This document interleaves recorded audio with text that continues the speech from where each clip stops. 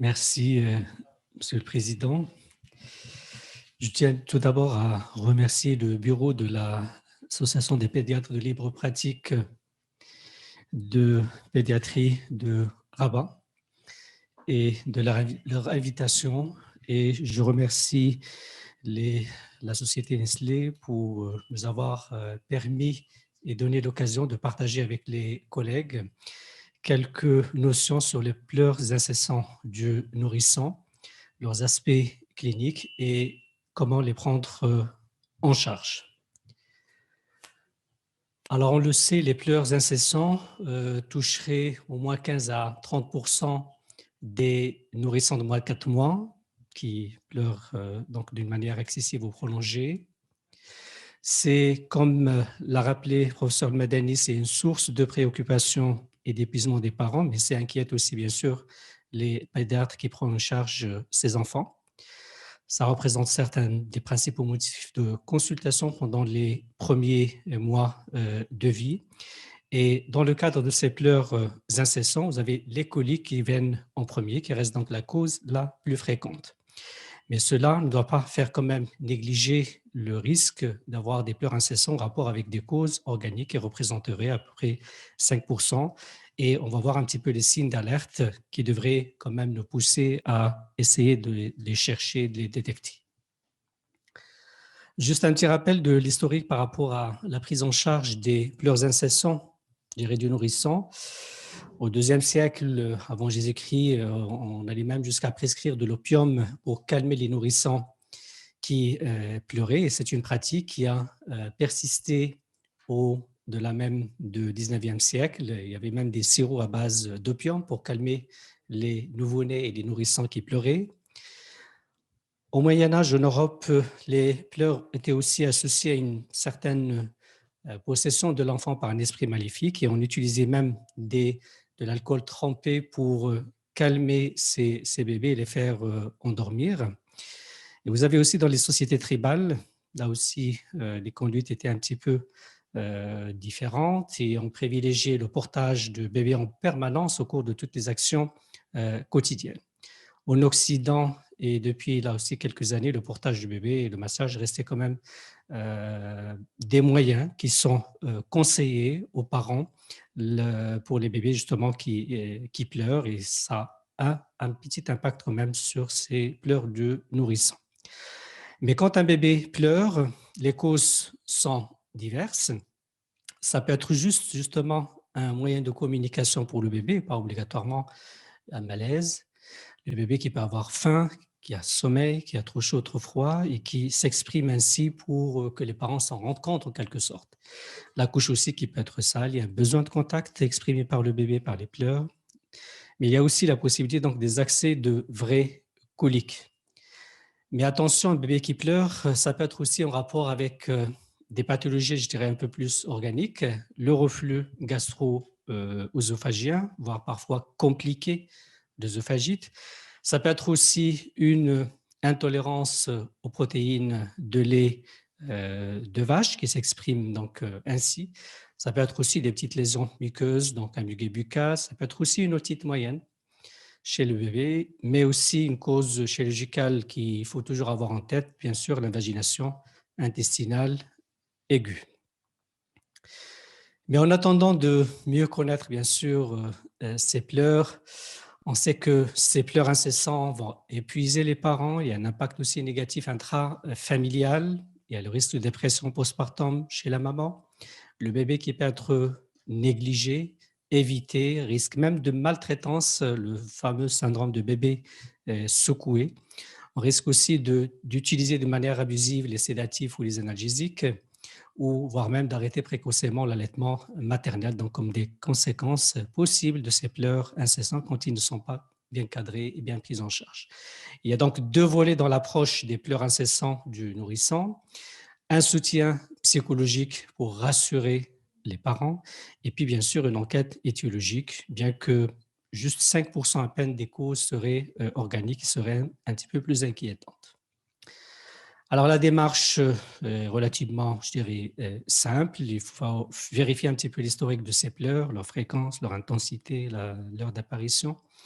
l'impact sur la famille, la situation de stress familial, l'existence d'une atopie personnelle ou familiale qui pourrait, on va le voir, orienter vers une origine aussi allergique. Vérifier justement si les pleurs ne sont pas isolés ou plutôt associés à un certain nombre de signes d'alerte tels que une mauvaise prise de poids, une fièvre récente, la notion de convulsion ou de mouvements anormaux, une coloration anormale des urines. Les pleurs qui sont associés à des vomissements, à de la diarrhée, des hématémèses, des rectorragies ne peuvent être de simples coliques. Les crises aussi de pleurs inhabituelles avec refus de téter devraient aussi inquiéter, une perturbation importante du sommeil et bien sûr les pleurs qui persistent au-delà du 4e mois, quand on sait que les coliques en principe devraient disparaître vers l'âge de 4 mois. Alors l'examen clinique doit être assez complet en passant par les mensurations, l'examen somatique complet, neurologique, ORL bien sûr, abdominal, pulmonaire, cardiaque. Il ne faut pas oublier d'examiner aussi le périnée. Un simple érythème fessier mal pris en charge peut aussi déranger et être source de pleurs chez l'enfant. Et vérifier aussi les organes génitaux externes, les orifices hernéaires. L'examen ostéo-articulaire quand même qui est aussi très important. Les pleurs peuvent être en rapport avec une arthrite, une ostéomyélite, voire même une fracture osseuse. Les examens paracliniques, je dirais a priori, ne sont pas systématiques, certes, mais peuvent être orientés par la clinique. En cas de contexte de maltraitance, on pourrait être amené à pratiquer un scanner cérébral, une radiographie des membres. Bien sûr, quand on suspecte une cause chirurgicale, et on a cité tout à l'heure l'invagination en particulier, l'échographie abdominale reste la clé diagnostique. En cas de fièvre associée, on n'hésitera pas éventuellement à demander un bilan infectieux. En cas de suspicion de terrain atopique et donc éventuellement d'allergie aux protéines de lait de vache, on pourrait faire le test d'éviction du lait de vache et voir un petit peu l'impact sur ces coliques. Et puis, bien sûr, dans des situations, je dirais, un peu plus inquiétantes, les mouvements anormaux associés à ces cris ou ces pleurs incessants devraient aussi faire pratiquer peut-être des bilans un peu plus poussés, métaboliques, électroencéphalogramme, en tout cas des bilans neurologiques adaptés, métaboliques éventuellement. Alors, quand on voit un petit peu la liste des étiologies possibles des pleurs incessants chez le nourrisson, en dehors des coliques, il y a les causes infectieuses, comme on vient de le voir, les causes traumatiques, les causes digestives. Et là, on va voir tout particulièrement l'allergie au PLV, le reflux et le reflux compliqué, une constipation chronique, une fissure anale aussi peut être source aussi de pleurs incessants chez le nourrisson. Il y a des causes hématologiques aussi, l'hémolyse aiguë, une anémie mal tolérée, l'écho chirurgical, volvulus, mais surtout l'imagination intestinale, une hernie étranglée, torsion testiculaire. Et puis, il y a d'autres causes d'érythème fessier, l'oxyrose, les piqûres d'insectes. Donc, en quoi il faut rester vigilant chez tout enfant et des parents qui consultent donc pour les pleurs incessants de leur bébé. Et bien sûr, les coliques, on va les retenir quand il n'y a aucune cause apparente, un bébé qui se porte bien, qui grandit, qui grossit normalement. Là, c'est un travail de l'équipe des urgences pédiatriques de l'hôpital d'enfants de Rabat, donc l'équipe de professeur Benjiloun et de Lamia Kelboubi, qui a fait une enquête transversale en fait, sur 3 mois, sur des bébés qui est consulté pour des douleurs, enfin des cris excessifs au niveau des urgences, mais c'est en fait l'âge moyen de la série qui a été étudiée était quand même d'à peu près 6 mois, 5,7 mois. Et là, on a senti quand même que l'exploration échographique en particulier était assez importante parce qu'elle a permis quand même de révéler dans 15% des cas une invagination intestinale aiguë. Et donc, c'est quand même un examen à privilégier, notamment chez les nourrissons relativement plus grands. C'est quand on sort un petit peu de la marge ou de la tranche d'âge des coliques habituelles du nourrisson. Vous avez ici un algorithme juste pour schématiser l'approche chez un nourrisson qui a des pleurs excessifs pour insister justement sur les red flags, donc les signes d'alerte qui devraient pousser éventuellement les explorations à faire des explorations un peu plus je dirais, poussés. Sinon, leur absence, on pourrait retenir, contre l'âge justement du nourrisson de moins de 4 mois, des simples coliques du nourrisson. Là, c'est cet acronyme qui rappelle les causes possibles de pleurs incessants chez le nourrisson, HIT-CRIES, donc I pour infection, T pour traumatisme crânien, fracture, C pour le cœur, le R pour le reflux gastro-œsophagien, les réactions allergiques aussi, le I pour l'immunisation, la vaccination ou l'intoxication, le I pour l'œil, comme quoi il faut bien examiner aussi l'œil du bébé, et le S pour surgerie, ça peut être aussi donc une cause chirurgicale. Alors, les coliques du nourrisson, qui reste quand même la cause la plus habituelle des pleurs incessants du nourrisson, est un phénomène, je dirais même physiologique, très courant, avec un caractère qui reste énigmatique et angoissant. Ça touche un bébé sur 4 à peu près, sont souvent bénignes, ça on le sait, transitoires, mais comme on vient de le dire au début, ils sont source d'anxiété pour les parents et un défi quand même pour le pédiatre. Bon, il n'y a pas de différence de prévalence entre garçons et filles, ni entre les bébés qui sont sous lait maternel ou sous lait artificiel.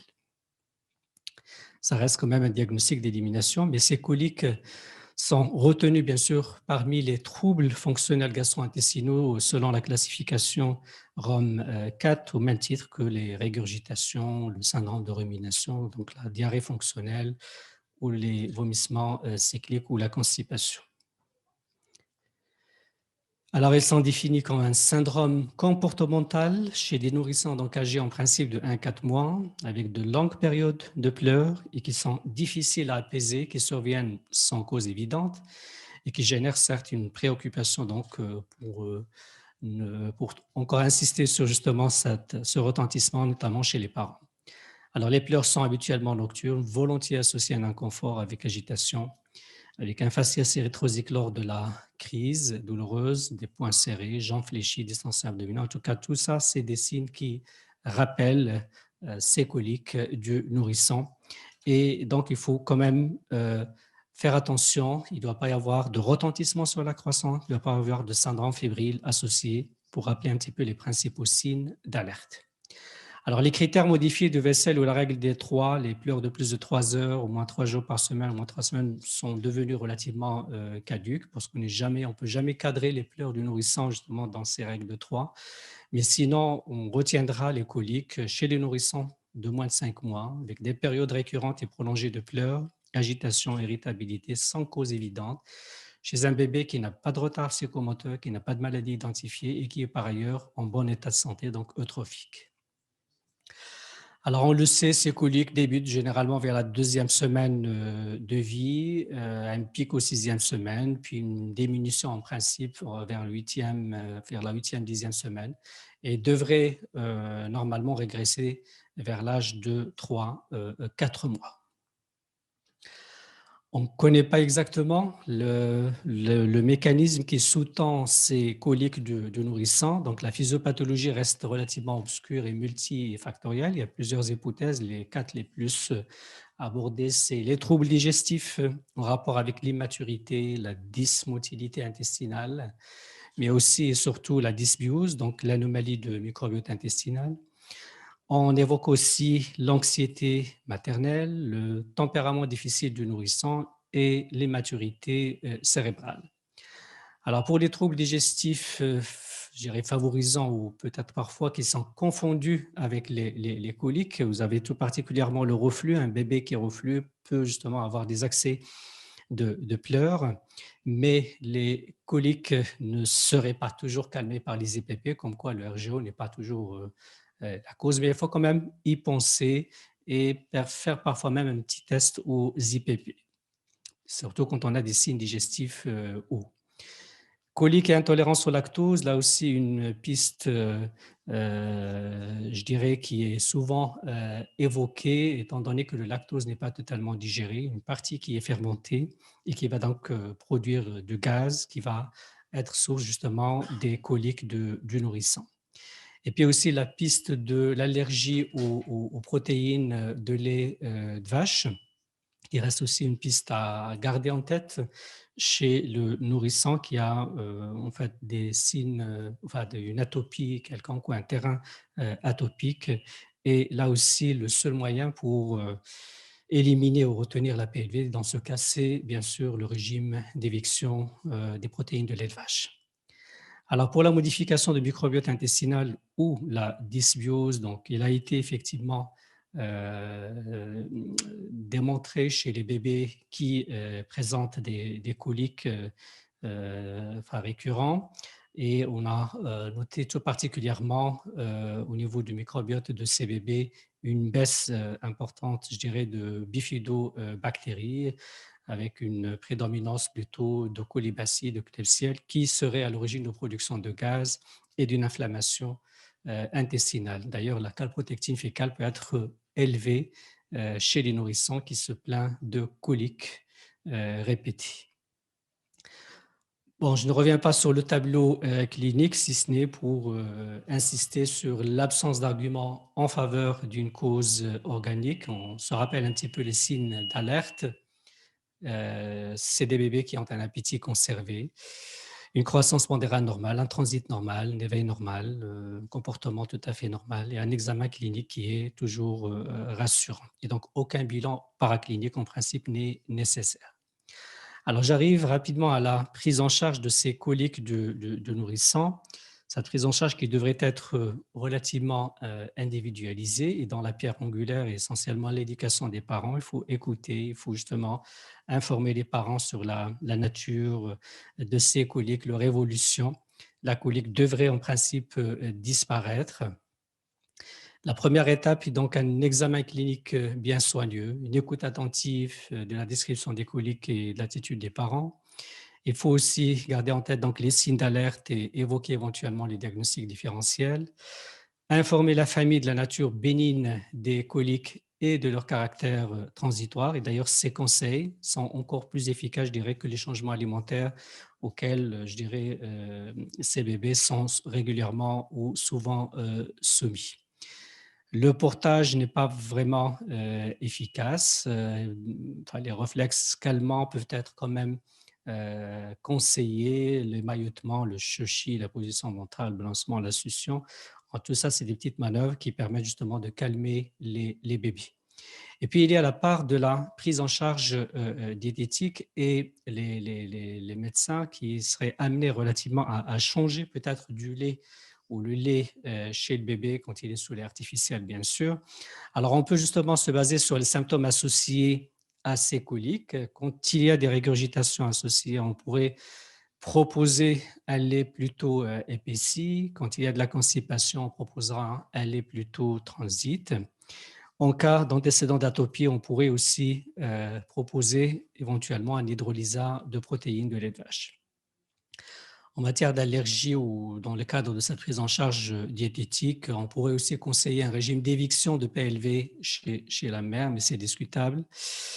Lait enrichi en lactase, lait confort fermenté, peut-être dans certaines petites études, il a montré une certaine efficacité, mais aucune étude n'a confirmé, je dirais, l'amélioration à coup sûr de ces bébés sous ce type de lait. Le lait sans PLV, bien sûr, serait proposé quand il y a un terrain atopique. Et on fera dans ce cas, comme je vous ai dit, un essai thérapeutique. Et bien sûr, l'essai peut aller sur 3 à 4 semaines. Et en cas d'amélioration, on pourrait maintenir. Sinon, il faut revenir au lait habituel. Et puis, vous avez les laits avec probiotiques, parce qu'on a soulevé la dysbiose. Et donc, on pourrait intervenir sur cette dysbiose en apportant des probiotiques ou éventuellement des prébiotiques. Alors, pour les prébiotiques, le seul probiotique qui revient assez souvent dans la littérature et qui apporterait, je dirais, un plus et un confort pour le bébé qui a des coliques, c'est le Lactobacillus reuteri. Donc, il peut avoir un rôle dans le traitement, mais aussi dans la prévention des coliques du nourrisson. Et puis, il y a des études qui ont confirmé aussi qu'il peut réduire en général les pleurs du nourrisson. Et vous avez justement sur ce travail les répondeurs au bout déjà de 7e jour qui serait quand même assez intéressant et qui pousserait justement à utiliser ce probiotique dans l'approche ou la prise en charge des coliques. Alors, le probiotique existe sous forme justement de suppléments, de compléments alimentaires, mais aussi associé au lait, à certains laits artificiels qualifiés de confort aussi. On a aussi tenté les prébiotiques additionnés au lait artificiel, en particulier les travaux qui montraient que dans une formule anti-fermentée à 50% et qui est bien tolérée, quand même un impact sur les coliques infantiles chez les nourrissons de moins de, au moins à l'âge de 4 semaines. Les nourrissons qui reçoivent aussi la formule prébiotique avec une formule standard.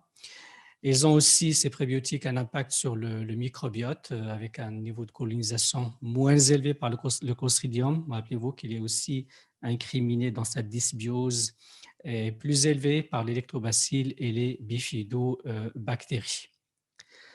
À côté de ces mesures diététiques ou de ces suppléments, enfin probiotiques prébiotiques, le traitement pharmacologique qu'on a tendance justement à proposer aussi chez ces bébés qui pleurent n'a pas vraiment, je dirais, montré d'efficacité chez les bébés qui pleurent, la simithicone en particulier, les antispasmodiques, l'utilisation par ailleurs de plantes médicinales, fenouil, camomille ou verveine, il pourrait avoir une action antispasmodique sur les symptômes, en tout cas, enfin, les déconseiller, mais c'est-à-dire qu'il ne faut pas aussi y compter trop. Alors, je termine par dire que l'approche des bébés qui ont des pleurs incessants n'est pas toujours simple. Il faut prendre bien sûr son temps, écouter les parents, les doléances des parents, leur expliquer, comme j'ai dit, les mécanismes qui sous-tendent éventuellement la bénignité aussi de ce trouble. Il est intéressant de tenter les moyens de nursing, de réconforter les parents, essayer de les revoir aussi dans des consultations par la suite. Les traitements médicamenteux n'ont pas vraiment une grande place. Changer de lait par ailleurs, oui, on pourra le proposer, mais pas trop. Et puis attention aux signes associés. On pourrait justement évoquer certaines pathologies, l'eczéma par exemple, on pensera à l'allergie aux protéines de lait de vache. Attention quand il y a des signes d'alerte ou quelqu'un va falloir pousser un petit peu les investigations. Pour votre attention et je reste à votre disposition s'il y a des questions.